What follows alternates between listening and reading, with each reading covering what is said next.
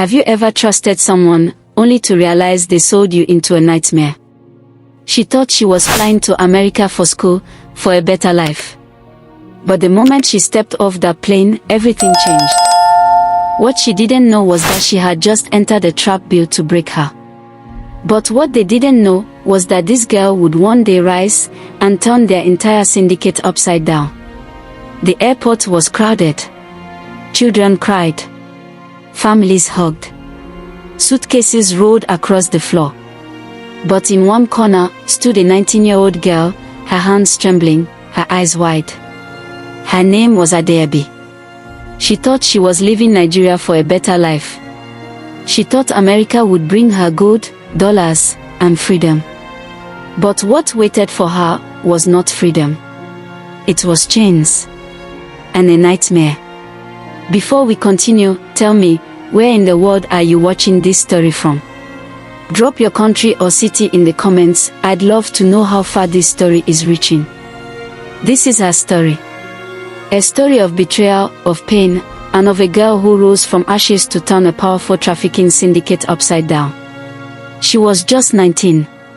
Her name was Adeobi. From a small town in Nigeria, where her mother sold vegetables in the market and her younger brother still walked barefoot to school. When a woman named Madam Gloria approached her mother with promises of a scholarship in America, it felt like destiny. America, the dreamland. The place where money flowed and opportunities never ended. Her mother cried tears of joy. My daughter will go to school there. She will send money home. Adeobi herself was filled with hope. But hope is dangerous when it is built on lies. But every promise hides a shadow, and Adeobi's dream was about to turn into her greatest nightmare. The next week they left to America. The flight was long. Lagos to New York. She stared out the window, her heart beating fast. This was it, her life was about to change. But the moment she stepped off the plane, two men in black jackets appeared. They didn't smile. They didn't welcome her. Instead, they whispered, "Come with us." And like that, the chain around her neck tightened. No school. No freedom.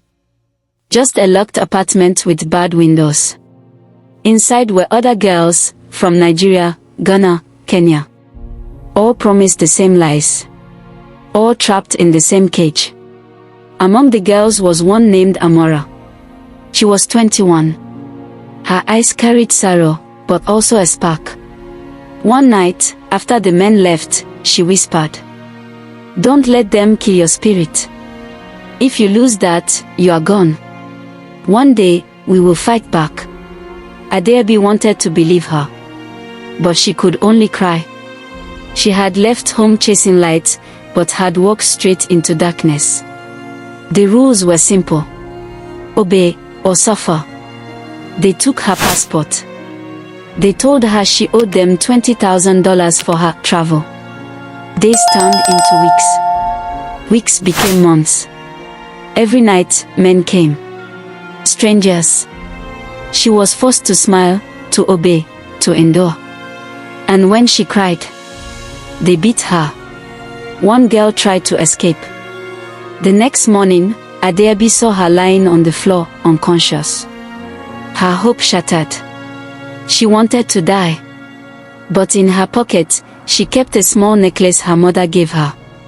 Each night, she clutched it, whispering, "I must survive." They thought they had broken her, but inside, a fire was burning. And it would soon consume them all. Then, it happened. A drunk customer forgot his wallet. Inside was money. And a business card. Her heart nearly stopped when she read the words. "Human Trafficking Hotline, for help, call us." She hid it in her clothes, her hands shaking. That night, she whispered to Amora, "I found something. A way out." Amora's eyes widened in fear. "If they catch you, they will kill us." But Adeobi's voice was steady. "Not if we are smart. Not if we wait." Weeks later, the chance came. While Madam was out and the guard sat drunk, Adeabi pretended to clean the hallway. She grabbed the small phone left charging. Her fingers trembled as she dialed the number. A woman answered. Her voice was calm, gentle. This is the anti-trafficking helpline. How can I help you? Adeabi's voice broke. My name is... I can't say. They brought us here. They locked us. They forced us. Please, help. The woman didn't ask for details. She only said, stay strong. We will come. And for the first time in months, Adeabi felt hope.